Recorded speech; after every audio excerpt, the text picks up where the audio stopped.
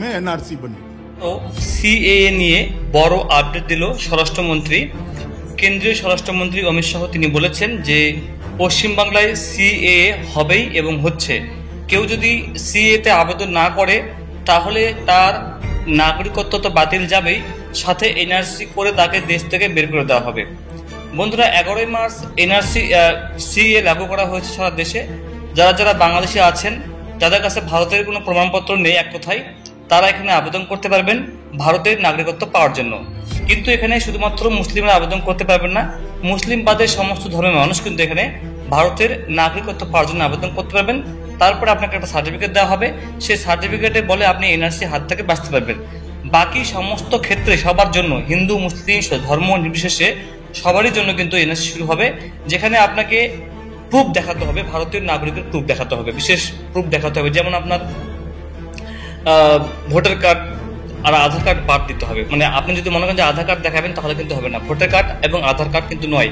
আপনারা দেখবেন প্রথমে আধার কার্ডে দেখবেন উপরে লেখা রয়েছে আধার কার্ড কোনো ভারতের নাগরিকত্বের প্রমাণ নয় এবং আধার কার্ড কোনো জন্মের প্রমাণ করে না, মানে ডেট অফ বার্থ প্রুফ করে না, তাই আধার কার্ডটাকে বাদ দিতে হবে। এবং দ্বিতীয়ত হচ্ছে আপনার ভোটার কার্ড। ভোটার কার্ডটা কি তাহলে? ভোটার কার্ডও কিন্তু ভারতের নাগরিকত্বের প্রমাণ নয়, এটা শুধুমাত্র একটা আইডেন্টিটি কার্ড। ভোটার কার্ডটাকে শুধুমাত্র আপনি মানে ভোট দেওয়ার কাজে ব্যবহার করতে পারবেন এবং সরকারি বিভিন্ন কাজে ব্যবহার করতে পারবেন, যে আপনার একটা পরিচয়, আপনার নাম কি, ঠিকানা কোথায়, এই শুধুমাত্র। এবার দেখা যাক সিএ লাগু কেন করা হয়েছে। যখন আপনি সিএ সার্টিফিকেটটা পেয়ে যাবেন তাহলে আপনি ভারতের নাগরিকত্ব তো হয়ে গেলেন, সাথে এনআরসি আপনার ভয় থাকলো না। ঠিক আছে, 1971 সালে ভোটার লিস্ট, 1951 সালের এনআরসি লিস্ট বা 1987 আগে যদি আপনার জন্ম হয়ে থাকে তাহলে আপনার বার্থ সার্টিফিকেট লাগবে না। কিন্তু যদি 1987 পরে আপনার যদি জন্ম হয়ে থাকে ভারতবর্ষে তাহলে আপনার বার্থ সার্টিফিকেট থাকা কিন্তু বাধ্যতামূলক। আর যদি আপনার না থাকে এখন বর্তমানে, তো আপনি অবশ্যই কিন্তু অনলাইনে করে নেবেন। আজকে আপডেট আমরা দেখে নেব সেই আপডেটে কি বলা হয়েছে। দেখুন বন্ধুরা, বাংলায় সিএএ কার্যকর হবেই, এটা পূর্ব বর্ধমানে বাংলায় সিএএ কার্যকর হবেই। পূর্ব বর্ধমান ভোট প্রচারে এসে হুঙ্কার দিয়ে গেলেন দেশের স্বরাষ্ট্রমন্ত্রী অমিত শাহ।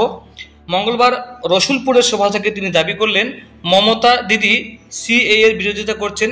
বাংলাদেশ থেকে আসা হিন্দু জৈন শরণার্থীদের নাগরিকত্ব দিলে আপনার সমস্যা কোথায়? আসলে সিএএ চালু হলে ওর অনুপ্রবেশকারী ভোট ব্যাংক রেগে যাবে, কিন্তু আমরা চুপ থাকবো না। শরণার্থীদের নাগরিকত্ব দেবে মোদী সরকার। মমতা দিদি আপনি আটকাতে পারবেন না। ভোট পর্বের আগে থেকে নাগরিকত্ব ইস্যুতে উত্তাল হয়ে রয়েছে দেশ।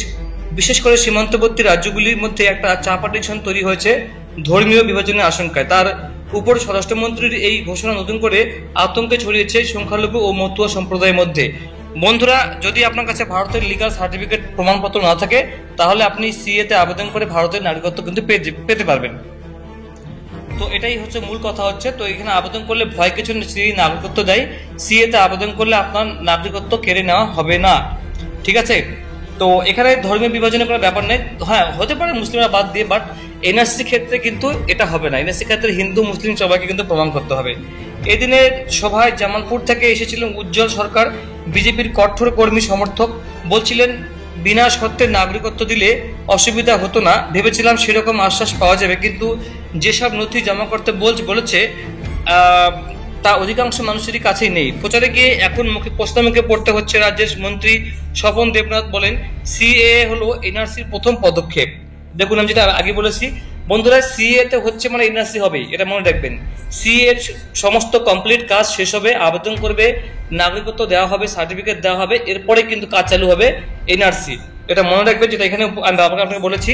আমি প্রথম থেকে বলতাম যে সিএ তে ভোটের আগে লাগু হবে, লাগু হয়েছে, এরপরে এনআরসি লাগু হবে।